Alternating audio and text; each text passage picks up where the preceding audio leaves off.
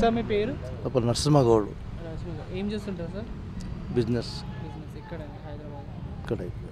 Okay sir, ఇప్పుడు కాంగ్రెస్ 6 పథకాలు ప్రకటించింది కదా. 6 పథకాలలో ఇప్పుడు 2 పథకాలు మాత్రం అమలు చేసిందని అంటారు.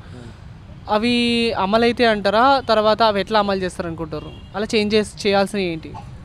ఇప్పుడు వాళ్ళు ప్లానింగ్లో ఉన్నారు, ఎట్లా చేస్తే బాగుంటుందని.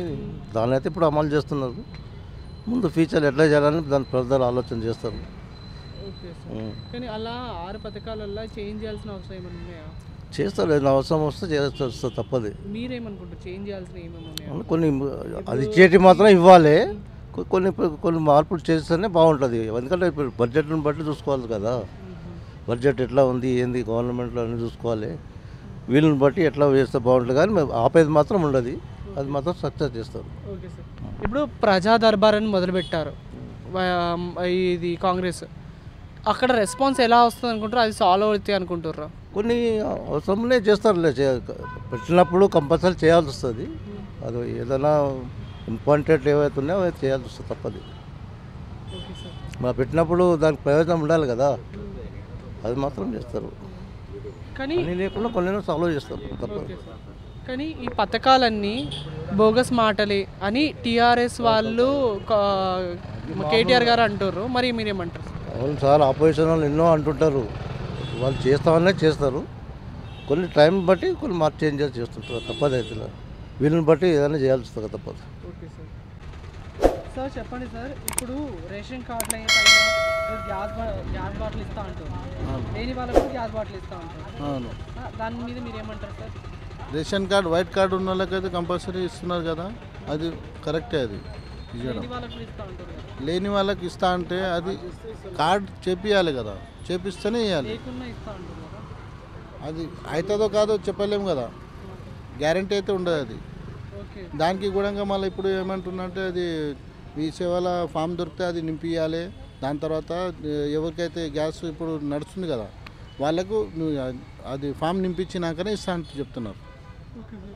కరెక్ట్ డైరెక్ట్ అయితే ఇస్తా అని చెప్తలేదు కదా. ఇంకోటి అది పైసల గురించి చెప్పింది కదా, 2500 లేడీస్కి అది డైరెక్ట్ చెప్పేసిండు, ఇస్తా అని చెప్పేసిండు, డైరెక్ట్ అకౌంట్లో వస్తా అని చెప్పినారు.